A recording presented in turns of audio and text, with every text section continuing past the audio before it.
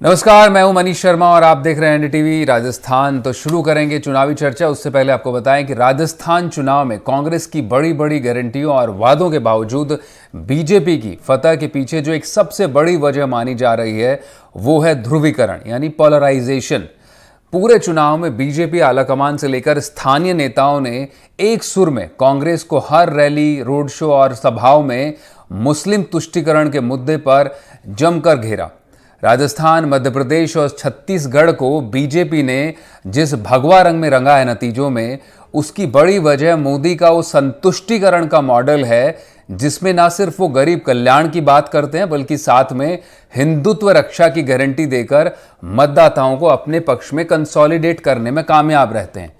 तमाम चुनावी चर्चाओं और यात्राओं में हमने एक बात स्पष्ट तौर पर देखी कि इंडिया गठबंधन की ओर से उठाए गए सनातन के मुद्दे पर मोदी बहुसंख्यकों को ये मजबूत संदेश देने में कामयाब रहे हैं कि मोदी मतलब हिंदुत्व की गारंटी और गरीब कल्याण। और ये संदेश स्थानीय मुद्दों पर हावी रहा है, जिसका नतीजा मुस्लिम बहुल सीटों पर ही नहीं बल्कि उनके परे भी इन नतीजों में देखने को मिला है। यानी इन चुनाव में मोदी का गरीब कल्याण और हिंदुत्व की रक्षा की गारंटी से मिलकर जो कॉम्बिनेशन बनता है वो संतुष्टिकरण का मॉडल कांग्रेस की गारंटियों पर तीनों जगह पर भारी दिखा है। और ये नतीजे आईना है कांग्रेस के लिए, जो उसे लोकसभा में किसी धर्म विशेष और कुछ निश्चित जातियों की पैरवी करने की सोच को बदलने का मौका देते हैं। तो तुष्टीकरण पर भारी संतुष्टिकरण के मॉडल पर हम आज चुनावी चर्चा करेंगे। आपने देखा राजस्थान में तमाम रैलियों, रोड शो में नरेंद्र मोदी के सनातन और हिंदुत्व रक्षा का संदेश देने में पूरी तरह से कामयाब दिखी है बीजेपी। इसको लेकर हम चर्चा करेंगे। कांग्रेस और बीजेपी से हमारे सारिका सिंह कांग्रेस से हमारे साथ जुड़ेंगी और नवीन चौधरी बीजेपी से इस वक्त हमारे साथ मौजूद हैं, और सीनियर जर्नलिस्ट और राजस्थान को समझने के लिए मुकेश माथुर जी भी हमारे साथ मौजूद होंगे। तो पहला सवाल मेरा आप ही से सारिका, मुस्लिम तुष्टीकरण को लेकर पूरे चुनाव में आपको घेरे रखा बीजेपी ने और आप उसकी कोई काट नहीं ढूंढ पाए। जयपुर का वो सुभाष चौक का मामला हो या जोधपुर में जालौरी गेट की घटना, चाहे पूरब देख लीजिए नतीजों में, आप फिर मारवाड़ देख लीजिए, आपको स्वीप कर दिया है। यानी बहुत बड़ा मुद्दा था ये, लेकिन आप अक्सर मुस्लिम तुष्टीकरण जो चुनाव में आप करते हैं, और आपने तो खासतौर पर घोषणा पत्र में शामिल कर लिया था कि मुस्लिमों को आरक्षण देंगे आप। जी देखिए, मैं इस विषय पर आपको बहुत गंभीरता से बताना चाहूंगी कि जो शुरू से ही लेकर के आज तक बीजेपी का जो प्रोपेगेंडा रहा है वो हमेशा हर जगह सिर्फ और सिर्फ ध्रुवीकरण करके मुस्लिम हिंदू मुसलमान कार्ड खेल करके वो किसी भी चुनाव में जाते हैं, और उनके पास में लास्ट जो उनका ट्रम्प कार्ड है वो यही वो खेलते हैं। चाहे आप 2014 से लेकर के आज तक की बात कर लीजिए, चाहे दोनों लोकसभा चुनाव हो और जिन भी राज्यों के अंदर चुनाव हुए हैं, उनके पास में कोई मुद्दा नहीं। क्योंकि अगर आप सेंटर के अंदर उनके पिछले 9 साल की अगर सरकार का रिपोर्ट कार्ड तैयार करेंगे तो आप पाएंगे कि उसके अंदर किसानों की हत्या है, जीएसटी है, नोटबंदी है, इस तरीके की चीजें ही सिर्फ उनके सिरे पे लिखी गई हैं। तो वो किन विषयों पर बात करें, और आज का नहीं है। जैसा कि हम जानते हैं बीजेपी की जो इनकी जो बैकबोन है, इनकी जो बी टीम है, आरएसएस, जो इनकी पैतृक जो हम कह सकते हैं जहां से बीजेपी का जन्म हुआ है, आप उनको ले लीजिए। आप हमेशा से ही इनका सिर्फ यही प्रोपेगेंडा रहा है कि किसी तरीके से देश के अंदर ध्रुवीकरण करके, किसी तरीके से देश के अंदर हिंदू मुसलमान का कर करके और लोगों की भावनाओं को भ्रमित करके, लोगों की भावनाओं को उद्वेलित करके आप दंगे फैलाएं, आप लोगों से एक इमोशनल कार्ड खेलें कि हम हिंदुओं के, हम सनातन के सबसे बड़े पैरोकार हम ही हैं। इनसे पूछे कि सनातन का पैरोकार आप कहां से हो गए? इस देश में रहने वाला हर व्यक्ति सनातन का पैरोकार है, हम सनातन धर्म के पैरोकार हैं। आपने ठेका नहीं, लेकिन ये बात आप चुनाव में नहीं बोलते हैं, ये बात चुनाव में नहीं बोलते हैं, और उसका नतीजा है जो इंडिया गठबंधन की ओर से निकला। हालांकि साउथ में बोला गया था सनातन पर, लेकिन बीजेपी की खासतौर पर आदत है, और जो कहें कि चुनावी उनकी स्ट्रैटेजी रहती है कि किसी भी तरह से इस तरह का मुद्दा उठे और वो पिक कर लेते हाथों हाथ और वो सीधा आपको कमजोर कर देते हैं, और इस पूरे मुद्दे को लगातार बीजेपी ने भुनाया है। देखिए बिल्कुल, मैं आपकी इसी बात से, यही बात मैं आपसे कह रही हूँ कि ना इनको हिंदुओं से लेना देना है, ना इनको मुसलमानों से कोई बहस। तो फिर नतीजों में वो रिफ्लेक्ट क्यों, नतीजों अगर लेना देना नहीं है, सारिका जी, अगर लेना देना नहीं है तो फिर नतीजे उनके पक्ष में क्यों जाते हैं? वही मैं आपसे कह रही हूँ। जी अभी इनके पास में सिर्फ और सिर्फ एकमात्र जो इनका एजेंडा है, जो इनकी व्यू रचना है, वो इसी पर है। और हिंदुस्तान के अंदर हम देख रहे हैं कि ये चीज लोगों के धीरे धीरे समझ में आएगी, निश्चित रूप से समझ में आएगी, और इसका जवाब इनको मिलेगा। नहीं, समझ आज में तो इनका उनको ये ट्रम्प समझ में उनको ये आ रहा है कि आप ओबीसी का मुद्दा उठाते हैं, लेकिन मोदी गरीब को जाति बताते हैं सबसे बड़ी। वो नेशनलिटी की बात करते हैं, वो कॉन्स्टिट्यूशन की बात करते हैं। आप आप तीन गरीब तलाक के पर कुछ बिल्कुल आप तीन तलाक का बचाव करते हैं, आप यूनिफॉर्म सिविल कोड पर बचाव करते हैं, आप सीए पर जो जो कानून आया आप उसके अगर खिलाफ दलित आप की बात जाते करते हैं, हैं। आप तो ओबीसी जनता पहले समझती है ना। जब जी इनको वोट लेना था, तब मोदी जी सारे प्लेटफॉर्म से खड़े होकर के कहते थे कि मैं ओबीसी हूं, मैं ओबीसी हूं। जब राहुल गांधी जी ने इनको एक्सपोज कर दिया कि अगर आप ओबीसी हैं तो ओबीसी के कितने आप बताइए कि कितने आपने अपने स्टेट्स के अंदर सीएम बना रखे हैं, जी कितने आपने मंत्रिमंडल में लोगों को ले रखा है, तो मोदी जी ने यह कहना शुरू कर दिया। जब हमने इस बात को उठाया कि आप जातिगत जनगणना लीजिए, इनके पास में वो चीज नहीं बची, तो इन्होंने मुद्दा उठा लिया कि मैं तो गरीब हूं। मैं इनसे यही पूछना चाहती हूँ, नहीं, तो आप क्या मानते हैं, देश में गरीबी सबसे बड़ा मुद्दा है या ओबीसी सबसे बड़ा मुद्दा है? आप क्या मानते हैं? आप बताइए, किसी भी देश के लिए, चाहे कोई भी देश हो, सबसे जरूरी उसके लिए उसके लोगों की भलाई करने वाली योजनाएं, और जो बिल्कुल। अंतिम पंक्ति तो में वो कोई मैसेज व्यक्ति दे रहे खड़ा हैं, है, नरेंद्र मोदी वो उनके मैसेज जीवन दे रहे हैं में प्राइम मिनिस्टर कि मैं लोगों की गरीब कल्याण की भी योजना लेकर आ रहा हूं। तो हिंदुत्व रक्षा की भी बात करते हैं, जो उनकी कोर पिछले 9 साल कॉन्स्टिट्यूएंसी से है, तो आई नहीं। उसको देखिए, मैसेजिंग देने पिछले में 9 साल कामयाब से है वो। इनकी योजनाएं, पिछले 9 साल से इनकी योजनाएं आई। सबसे पहले इन्होंने नोटबंदी करी, उससे देखिए, आप गरीब का भला जातिगत हो गया। जनगणना के पक्ष में, लेकिन आपके किसी स्टेट में ऐसा हुआ नहीं है। बिहार में हुआ है, जहां हमने जी ये जातिगत जनगणना का हमने राजस्थान में वादा किया है। जी हमारी सरकार आती, हम बिल्कुल करते। जनता ने लेकिन हमें मैंडेट नहीं दिया, इनको दिया हाँ, है। तो इनको इसीलिए कैसे आपको बताएं? खारिज कर दिया है। जो नहीं, संदेश देखिए, नरेंद्र खारिज मोदी करने के प्रधानमंत्री पीछे दे रहे और भी बहुत बीजेपी से, खारिज वो करने के पीछे सबसे बड़ा जनता को इनके द्वारा भ्रमित करना है। आप तो मुस्लिम ये आरक्षण की भी जनता बात को कर रहे उनकी थे अपने भावनाओं घोषणा को पत्र में। भ्रमित कॉन्स्टिट्यूशन करके में आर्टिकल 14, 15, 16 लिखे हुए हैं साफ कि कॉन्स्टिट्यूशन में प्रावधान है कि धर्म के आधार पर आरक्षण नहीं होगा। आप उसका भी बात करते हैं, इसीलिए आप लगातार मुस्लिम तुष्टिकरण पर घिरे रहे। इस चुनाव में मतदाताओं को देखिए, संदेश धर्म गया। के आधार पर नहीं होगा तो फिर सवर्णों को ईडब्ल्यूएस में कैसे दिया गया? जी नहीं, तो बिल्कुल आप सही वो कह रहे हैं। धर्म तो के आधार सवर्णों को पर नहीं है ना, कैसे दिया? वो धर्म के आधार पर नहीं है, आर्थिक नहीं, आधार पर सवर्णों आरक्षण की सवर्णों मनाही को नहीं आपने है। किस आधार पर दिया? जी नहीं, देखिए, ये वंचित इनकी तबकों को दोगली आरक्षण की नीतियां मनाही हैं। नहीं है। आप धर्म विशेष की बात कर रहे हैं। आपके पास लौटेंगे, दो- बीजेपी के भी प्रवक्ता हैं, उनके ये पास भी दोगली रुक कर बातें लेते हैं। जी, हमेशा से करते हैं। नवीन चौधरी हमारे साथ हैं, बीजेपी के प्रवक्ता, उनका भी रुख कर लेते हैं। नवीन, जो आपका मॉडल है पूरे चुनाव में आप लेकर गए, खासतौर पर प्रधानमंत्री नरेंद्र मोदी ने जो तुष्टिकरण की काट के लिए संतुष्टिकरण का नारा दिया है, मुझे याद है भोपाल में एक रैली से उन्होंने शुरू किया, और अब सब नेता कमोबेश राजस्थान में पूरी रैलियों में बोलते दिखाए कि बीजेपी के राज में संतुष्टिकरण हो रहा है लोगों का। कौन सा ये संतुष्टिकरण है? ये वही संतुष्टिकरण है कि आप जो गरीब कल्याण भी करेंगे, साथ के साथ आप हिंदुत्व की रक्षा भी करेंगे, तो ये मैसेजिंग देने में आप कामयाब हैं? मैं एक करेक्शन करना चाहूंगा। मैं बीजेपी प्रवक्ता नहीं हूं, बीजेपी से जुड़ा हुआ नहीं हूं, लेकिन मेरी स्टडी बीजेपी पर है, इसलिए मैं बीजेपी की स्ट्रेटेजी पे अच्छे से बात कर सकता हूं। ओके, ठीक है, तो हम करेक्ट कर लेंगे। आप बीजेपी की स्ट्रेटेजी को समझते हैं, उसके तहत ही मैं आपसे जानना चाहता हूं। जी, देखिए, दो तीन चीजें यहाँ पर दिखती हैं। आपने भी पॉइंट उठाया था, तो मैं इन सब चीजों को, बहुत चूंकि बड़ा आंसर हो जाएगा, मैं इसको 3 पॉइंट में डिवाइड करता हूं। जी, मुझे लगता है कि कांग्रेस के पास जो सबसे आसान तरीका है अपनी हार को जस्टिफाई करने का, वो ये है कि बीजेपी ध्रुवीकरण करती है। बीजेपी के पास कई हथियार हैं, बीजेपी के पास कई हथियारों के अंदर एक हथियार जो है वो ध्रुवीकरण भी है। निश्चित तौर पे पार्टी बहुत ज्यादा क्लियर है कि वो जो है हिंदुओं की राजनीति करती है, हिंदुओं के विकास की बात करती है।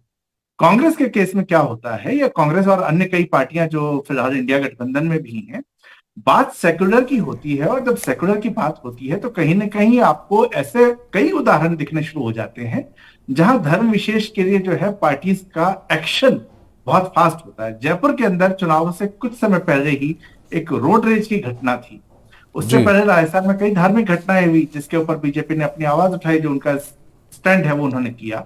लेकिन जो जयपुर में रोड रेज की घटना हुई, उसमें सरकार ने जितनी तेजी से मुआवजा निपटाया, वो निश्चित तौर पे बीजेपी का जब ये स्टेटमेंट आता है कि तुष्टीकरण की राजनीति हो रही है, तो वो तुष्टीकरण की राजनीति को लोग एक्सेप्ट करते हैं। बिल्कुल। अब आते हैं दूसरे पार्ट पे। दूसरा पार्ट है काम का। बहुत सारा जो है काम इंफ्रास्ट्रक्चर लेवल पे इस देश में बीजेपी के आने के बाद हुआ है। ऐसा ये नहीं कह रहा कि बिल्कुल नहीं हुआ है, मैं वो क्लेम नहीं करता कि 70 साल में कुछ नहीं हुआ, लेकिन आप देखिए कि इंफ्रास्ट्रक्चरल बिजनेस से की ग्रोथ वगैरह को लेके 2014 के बाद बीजेपी ने बहुत काम किया। यही चीज आपको वाजपेयी जी की सरकार के बीच में भी दिखती है। तो हिंदुओं का एक वर्ग जो कट्टर है वो तो इन एनी केस बीजेपी के पास रहेगा। अगर सिर्फ ध्रुवीकरण और धर्म के आधार पर लोगों को वोट देना होता तो 1947 से बड़ा जो है डिवाइड नहीं हुआ था। 1992 उसके बाद घटना हुई, बीजेपी को पूर्ण बहुमत मिला होता, लेकिन बीजेपी को पूर्ण बहुमत मिलता 2014 में। तो एक जो सॉफ्ट हिंदू है, सॉफ्ट हिंदू को काम चाहिए, साथ ही साथ वो कहीं ना कहीं अपने धर्म की भी बात करना चाहता है, और बीजेपी वहां पर दोनों एजेंडे में फिट हो जाती है। बीजेपी वहां पर इंफ्रास्ट्रक्चर काम करके दे रही है, बीजेपी वहां पर धर्म की भी बात करती है, तो यहां पर बीजेपी के पास वो एक प्लस पॉइंट हो जाता है। और कांग्रेस जो है यहाँ पर पूरा का पूरा जो उनका फोकस हो जाता है वो अटैक करने पर यहां रह जाता है कि बीजेपी को हम हिंदू पार्टी बना दें, घोषित कर दें, और वो बीजेपी को बेनिफिट कर बिल्कुल रहा है। बिल्कुल तो मुझे लगता बिल्कुल। है कि ये जो फैक्टर है ये बीजेपी के पक्ष में हमेशा चला जाता जी है। नवीन जी, लेकिन ये बात माननी पड़ेगी क्योंकि आप ठीक है, आपका ओपिनियन है, मुकेश जी भी उनसे भी रुख करेंगे कि जो मुस्लिम तुष्टिकरण और वर्सेज ये पोलराइजेशन वाला प्लैंक है, ये कहीं ना कहीं हम भी जब ग्राउंड पर थे तो ये वाकई परकुलेट हुआ ये मैसेज लोगों के बीच में कि कांग्रेस ने काफ़ी अपीजमेंट किया, और जो सनातन रक्षा और हिंदुत्व की रक्षा वाला जो मुद्दा है उसको लेकर ना सिर्फ युवा बल्कि महिलाएं भी काफ़ी पॉलराइज थी बीजेपी को लेकर। मुकेश जी भी हमारे साथ मौजूद हैं, सीनियर जर्नलिस्ट हैं और राजस्थान की सियासत को अच्छे से समझते हैं। मुकेश जी, स्वागत है आपका भी। तो लगातार बात हो रही है मुकेश जी, तुष्टिकरण वर्सेस संतुष्टिकरण का मॉडल। बीजेपी नॉर्थ इंडिया में कम से कम इस संतुष्टिकरण के मॉडल को सक्सेसफुली मैसेजिंग में स्ट्रेटेजिकली कामयाब रही है इन चुनाव में, आपका असेसमेंट क्या है? जब राजस्थान के चुनाव शुरू हो रहे थे तो कहा यह जा रहा था, माना यह जा रहा था कि राजस्थान में भाजपा उस तरह से हिंदू मुस्लिम या वो जो ध्रुवीकरण की जो बात है वो नहीं होगी यहाँ पे। बिल्कुल ऐसा बीच में एक फेज ऐसा आया था जब लगा कि इस पार्टी पे थोड़ी सी टैगिंग हो गई है नफरत वाली, कि साहब कर्नाटक चुनाव के बाद खास तौर पर। जी हाँ, कि एक ऐसी टैगिंग हो गई है कि भाई नफरत खाइयां पैदा की जा रही हैं।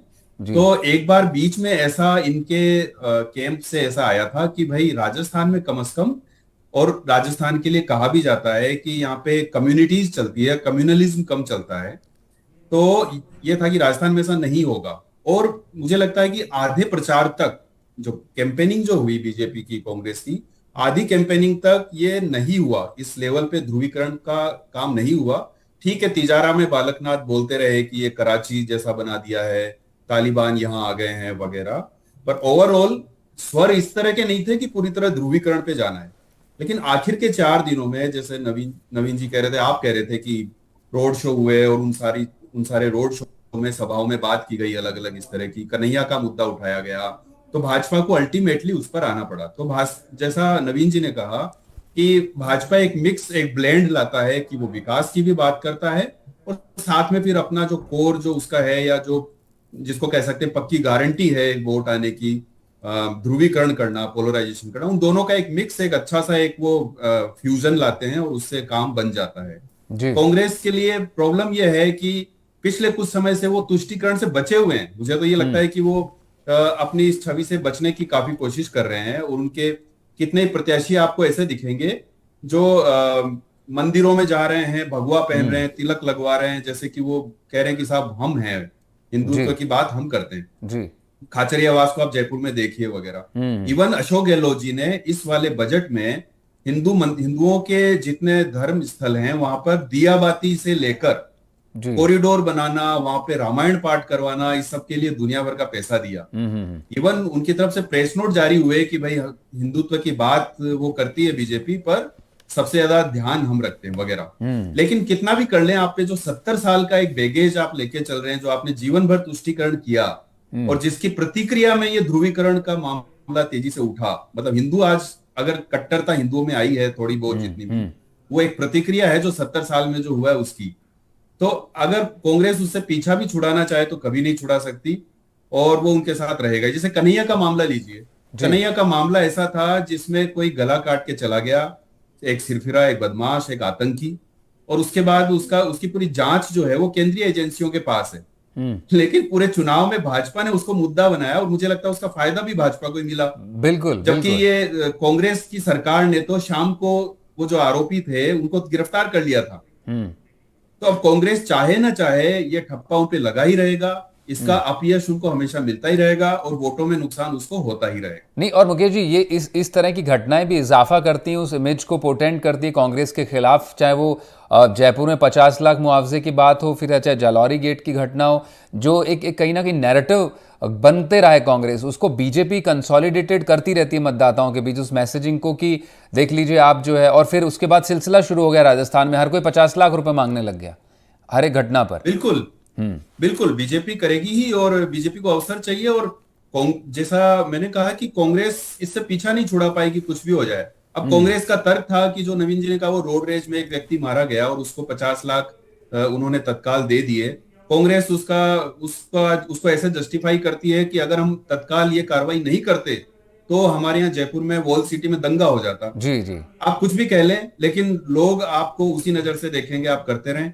जैसे मैं एक उदाहरण देता हूं आपको, डिस्कॉम के एक अफसर ने पुरानी कॉपी उठा के पेस्ट कर दी और कह दिया कि भाई एक आदेश जारी कर दिया कि ईद के दिन पर्टिकुलर मोहल्लों में बिजली बंद नहीं होनी चाहिए। अब ये किसी मंत्री की तरफ से नहीं आया था, सरकार की तरफ से नहीं आया था, एक अफसर ने भी ये किसी सोच के तहत नहीं किया, पुरानी कोई कॉपी उठा के गलत तरीके से पेस्ट करके एक आदेश निकाल दिया। जब इसकी बाद में जांच की गई तो यही निकला।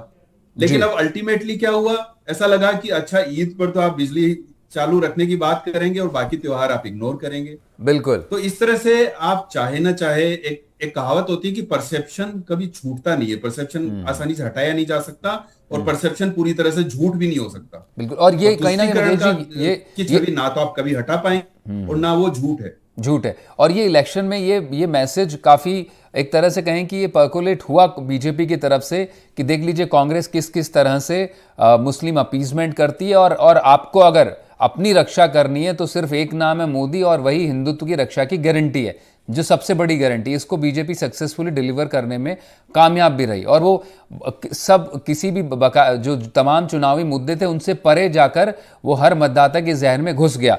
तुष्टिकरण के मॉडल पर जो बीजेपी इस चुनाव में भुनाने में कामयाब रही, पोलराइजेशन के प्लैंक को, और मतदाताओं को भरोसा देने में कामयाब रही कि प्रधानमंत्री नरेंद्र मोदी हैं तो सनातन की रक्षा भी है, ध्रुवी तुष्टिकरण से मुक्ति भी है, और गरीब कल्याण भी। इस पर हम बात कर रहे हैं। सीनियर जर्नलिस्ट मुकेश माथुर मेरे साथ मौजूद हैं, और बीजेपी को जो समझने वाले, स्ट्रैटेजी को समझने वाले पॉलिटिकल एक्सपर्ट नवीन जी हैं, और सारिका हैं कांग्रेस से। सारिका, तो ब्रेक से पहले बात कर रहे थे, आपने दोनों पॉलिटिकल एक्सपर्ट को सुना, वो भी राजस्थान को अच्छे से समझते हैं। आप बात कर रहे हैं कि कोई हिंदुओं की रक्षा नहीं करने वाली है बीजेपी, लेकिन बात असल में ये है कि आपके जो पोजिशनिंग है इलेक्शन में, इलेक्टोरल पोजिशनिंग है, और वो अपीजमेंट का जो मैसेज है वो आपसे कहीं ना कहीं छूट नहीं पाता है, क्योंकि आपके एक्शंस में कहीं ना कहीं वो रिफ्लेक्ट होते रहता है। इस तरह के उदाहरण से मुकेश जी भी जिक्र कर रहे थे, उसको छुड़वाने को लेकर बड़ी चुनौती, क्योंकि मतदाताओं के जहन में घर कर गया है कि आप चुनाव आते ही एक विशेष समुदाय की बात करते हैं, आप गारंटीज लाख दें। आपने खूब गाय की भी बात की, आपने सॉफ्ट हिंदुत्व को भी लेकर आए, लेकिन वो चल नहीं पाया कुछ भी। नहीं मनीष जी, आप ऐसा नहीं कह सकते कि चल नहीं पाया। धीरे धीरे लोगों तो साफ ही है सारिका जी। नहीं देखिए, धीरे धीरे लोगों को समझ में आ रहा है। नतीजे जो 5 साल की एंटी इनकम्बेंसी और राजस्थान का जो एक कल्चर है कि हर 5 साल बाद में सरकार बदलती है, नतीजे बहुत कुछ उससे प्रभावित है।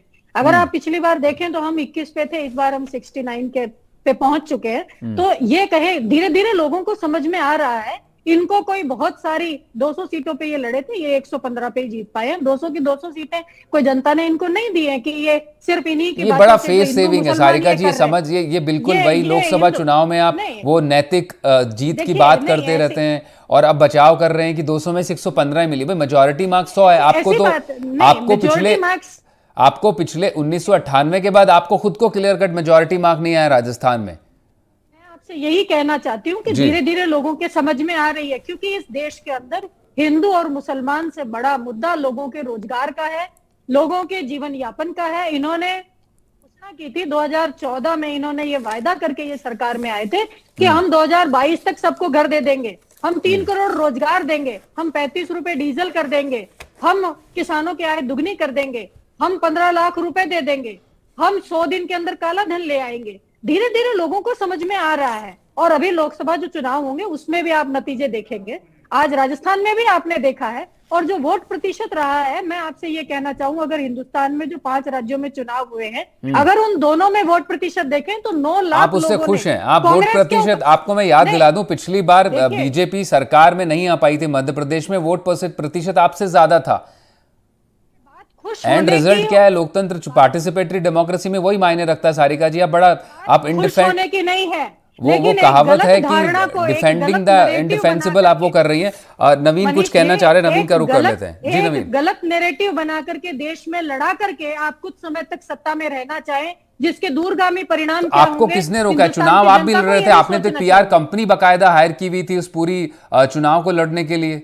पर हम कॉन्स्टिट्यूशन के खिलाफ नहीं है ना, नहीं, सेक्युलर कॉन्स्टिट्यूशन देश के है। खिलाफ तो आप अपने घोषणा सेक्युलर पत्र के में भी देश। थे। ये आर्टिकल सेक्युलर 14, देश है 15, ना। 16 आप पढ़ें तो उसमें बात है कि आप सोशल किसी भी तरह से हार्मनी को डिस्टर्ब नहीं कर सकते। और आप मुस्लिम आरक्षण की बात कर रहे थे अपने घोषणा पत्र में, उस पर भी हमने एक शो किया था। नवीन, आप कुछ कहना चाह रहे थे? जी जी। दो बातें जो रह गई थी, एक तो सारिका जी ने गरीब वाला मुद्दा उठाया कि जब इन्होंने जाति जनगणना की बात की तो नरेंद्र मोदी ने गरीब की बात की। जी, देखिए, तुष्टीकरण की बात कर रहे हैं। एक देश की जब आजादी का हम लोग बचपन से स्कूल में पढ़ते थे तो यही था कि देश को जातियों में डिवाइड किया, धर्म में डिवाइड किया अंग्रेजों ने। अब जाति जनगणना की बात होती है तो देखिए, एक डिवाइड है ही सवर्ण और दलित के बीच में आरक्षण को लेकर। जाति जनगणना इंडिया गठबंधन क्यों करना चाहता है? जाति जनगणना करने का उद्देश्य ये है, जो कहा जा रहा है कि जिसका जितना नंबर उसको उतना कुछ जो है हक। हिस्सा मिलेगा, जी। मोटा मोटा यही दिखता है। अब आप देखें बीजेपी की यूपी के अंदर क्या स्ट्रेटेजी रही थी। बीजेपी ने बड़ी जातियां जो ओबीसी या दलित में आती हैं उनको छोड़ा, और छोटी छोटी जातियां जो आरक्षण के फायदे से या किसी भी सरकारी अन्य फायदों से वंचित रही थी उनको इकट्ठा किया, उनको इकट्ठा करके एक नेतृत्व दिया और जीती। तो नरेंद्र मोदी जब ये बात करते हैं गरीब की, जी, तो वो इमीडिएट उस पॉइंट को काट देते हैं, क्योंकि जब संख्या की आप बात करेंगे तो जिनकी संख्या बड़ी है दलितों में आज भी, सबसे ज्यादा राजनीतिक ताकत उनके पास है, आर्थिक ताकत उनके पास है, तो लाभ भी वही उठा रहे हैं। तो यहां पर बीजेपी गरीब की बात करते हुए, क्योंकि दलित जिस गरीब की हम बात करते हैं वो अभी भी संख्या में कम है और उसको वो लाभ नहीं मिल रहा। जैसे कि आपको कहोगे कि सुनो, अगर तुम फलानी जाति को और तुम 2% हो तो तुम्हें 2% ही रिजर्वेशन मिलेगा, जबकि आरक्षण अगर इस तरह से ओबीसी के आधार पर या एससी एसटी के आधार पर देते हैं तो वो ज्यादा है। यहां पर भी बीजेपी को इन्होंने हाथ में एक मुद्दा दिया है, ये लीजिए, आप इसको हिंदू को बांटने का मुद्दा बना दीजिए। और बीजेपी यही खेलेगी कि हिंदू को जाति में बांटा जा रहा है, जबकि हम सिर्फ गरीब और अमीर देख रहे हैं, और गरीबों के लिए हमारे यहाँ सहानुभूति और ओबीसी की भी बात अगर करते तो बीजेपी के पास तो सबसे बड़ा ओबीसी फेस खुद प्रधानमंत्री मोदी हैं। मैं आखिर में मुकेश जी से जान लेता हूं। मुकेश जी, क्या स्ट्रेटेजिक मैसेजिंग अब कांग्रेस के पास बची है कि वो इस लोकसभा चुनाव के मद्देनजर खुद को कोर्स करेक्शन कर सकती है? क्योंकि जो भी गारंटी मॉडल स्टेट बताया गया राजस्थान को, उसके बूते कहना था कि हम हिमाचल जीते, हम कर्नाटक जीते, लेकिन वो स्ट्रैटेजी कहीं ना कहीं पूरी तरह से फेल हो गई ना। ओपीएस मतलब ठीक है, जो 70 सीटें कह सकते हैं उसमें कहीं ना कहीं जब डिकोड होगा, एनालिसिस होंगे, तो फेस सेविंग करने में कामयाब रही इस तरह की योजनाओं के जरिए। लेकिन जो एक बड़ी जब मैसेजिंग की बात आती है तो उसमें बीजेपी अभी भी बारीकी से मैसेज देने में ज्यादा कामयाब है कांग्रेस के मुकाबले। तो कांग्रेस पिछले जब से मोदी आए हैं सरकार में और प्रधानमंत्री बने, जब से ही वो अपनी विचारधारा को फिर से एक तरह से कहें री एक्सप्लोर कर रहे हैं। उनको समझ में नहीं आ रहा है कि अब हमारा कोर क्या है, और कांग्रेस जब इसकी तलाश पूरी कर लेगी तब शायद कांग्रेस का नया जीवन शुरू होगा। भाजपा ने एक चीज पकड़ी कि हिंदुत्व और इमोशनल नेशनलिज्म, और उसको लेके वो आगे बढ़े, और ये उनका काम एकदम सफल करते चले गए, होता चला गया। और मुझे लगा कि बीच में जब एक ठहराव आया था कि अब अति हो गई है, तो उन्हें लगा एक नेक्स्ट बिग थिंग क्या हो सकती है, तो वो लाए महिला। तो महिला आरक्षण जो तत्काल अभी संसद में मिलने नहीं वाला है, लेकिन वो उसको लेकर आए और उसको लेकर आगे बढ़े, और उससे उनको लगा ये शायद अगली बड़ी चीज हो सकती है।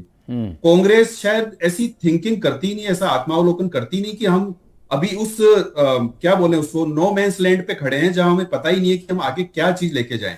बिल्कुल। तो उसको ये तलाश करना है कि उसको अभी भी तुष्टीकरण के उस पर जाना है, उस पर सवार होकर आगे बढ़ पाएंगे नहीं, या उनको ध्रुवीकरण का कोई दूसरा रास्ता दिखता है, क्या जातीय जनगणना से ऐसा हो सकता है। पर एक जो चीज अभी फॉर्मूला जो चल रहा है, अगर फॉर्मूला पूछे चुनाव जीतने का, तो जो एमपी में हुआ कि उन्होंने लाडली योजना से महिलाओं को सारा अपने साथ जोड़ लिया जी। राजस्थान में भी बहुत सारी योजनाएं फ्री बीज सब दी गई, लेकिन कैश इन हैंड जो हाथ में जो पैसा आता है उसका फायदा वहां बीजेपी को मिला मध्य प्रदेश में। तो अगर चुनाव जीतने के हिसाब से सोचें तो ऐसा कोई आपको ट्रम्प कार्ड लाना पड़ेगा, और वो जो पूरा का पूरा जो नैरेटिव, विचारधारा और पूरा आक्रोश हिंदुस्तान कैसे आप सबको एड्रेस करें, उसका आपको अभी भी एक्सप्लोर करना पड़ेगा। बिल्कुल। और ये एक्सप्लोर करें उससे पहले बीजेपी के पास तो अगले साल 22 जनवरी को राम मंदिर उद्घाटन का एक मुद्दा है लोकसभा चुनाव के लिए। बहुत सोचना होगा कांग्रेस को। बहुत बहुत शुक्रिया मुकेश जी आपका, नवीन जी शुक्रिया, सारिका आप भी जुड़े, बहुत शुक्रिया।